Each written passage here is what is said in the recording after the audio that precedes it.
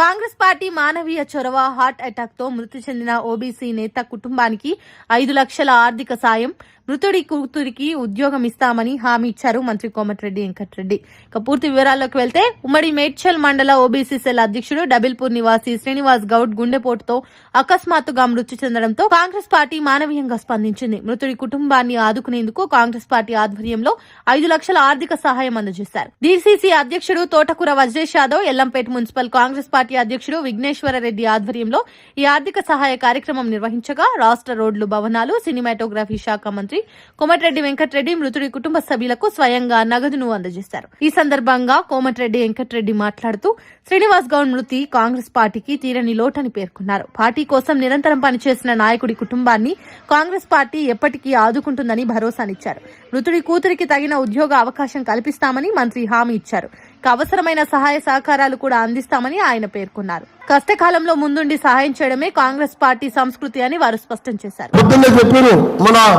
ఇక్కడ వచ్చేటప్పుడు కార్లా మైపాలంటూ ఇప్పుడు హరివర్ధన్ అంటే నాకు చాలా బాగా అనిపించేది. మన ఓబీసీ సెల్ ప్రెసిడెంట్ మన శ్రీనివాస్ గౌడ్ చనిపోయిండు, యాక్టివ్గా ఉంటుండే అన్నా అని చెప్పి నాకు చెప్తే చాలా బాగా అనిపించింది.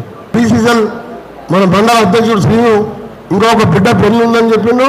తప్పకుండా 5 లక్షల రూపాయలు అమ్మాయి పేరు ఇచ్చి ఆ అమ్మాయి మ్యారేజ్కి మొత్తం వివరాలు తెలుసుకుంటే 1 ఎకరం భూమి ఉందంట.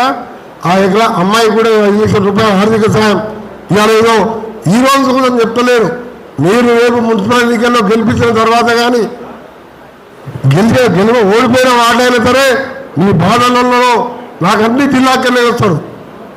ఎంబీబీఎస్ సీట్ వచ్చిన వాళ్ళు వచ్చిన వాళ్ళు ఫీజు కట్టమని ఇవాళ పొద్దున 6 గంటలకు మినిస్టర్ క్వార్టర్కి పోతే మా జగన్ గారు చెప్పిందాక వెళ్ళామంటే ఇంటి నిండా 2000 మంది ఉన్నారు.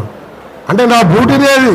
అందుకని ఈరోజు భువనగిరి ఎంపీగా నిలబడ్డ పైసలు లేకుండా ఊరికింత చందా వేసుకొని పార్లమెంట్ పంపిను మళ్ళా ఎమ్మెల్యేగా పోటీ చేసి 60,000 మెజార్టీతో గెలిపించి నేను ఆ రోజు చెప్పిన మంత్రి అంటే అయితే తెలంగాణ వస్తేనే మంత్రి అయితే తప్ప నేను మళ్ళీ నాకు పదవులు వద్దని చెప్పిన.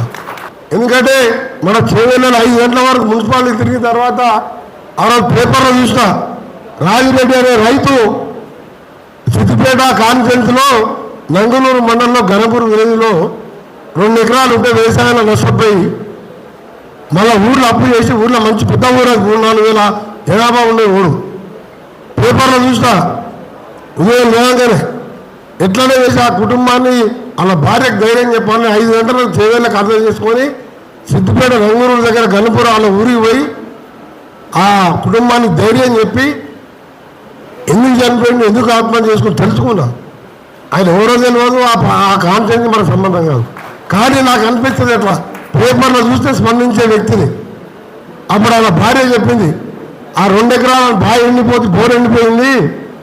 ఆ తర్వాత మద్రాసుకి వెళ్ళి ఊర్లో అందరి దగ్గర అప్పు చేసి 8 లక్షల రూపాయలు అప్పు చేసి మద్రాసుకి వెళ్ళి ఆవులు తెచ్చి పాలు తీసుకొని పాలు అమ్మేవాడు.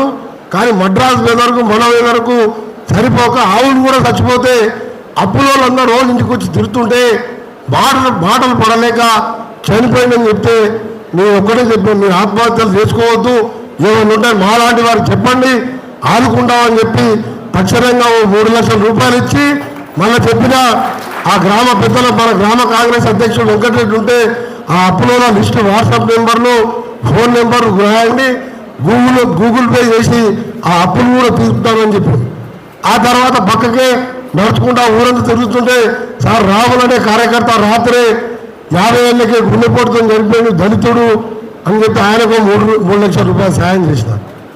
ఎందుకు చెప్తున్నానంటే రోడ్లు బ్రిడ్జి కట్టంగానే లీడర్ కాదు, ఇక అది చేసినా అని చెప్పి మనం 100 కోట్లు ఉన్నా సరే పేదవాడు కన్నీళ్ళు పెడితే మన కళ్ళల్లో కన్నీళ్ళు రావాలి.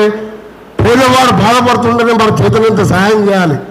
నువ్వు నీ కుటుంబం బాగున్నా తర్వాత అవసరం ఉన్న నలుగురు పుట్టించుకోనుకో ఆ ఊర్లో కూడా బాధపడితే సాయం చేసే గుణం ఉన్నది.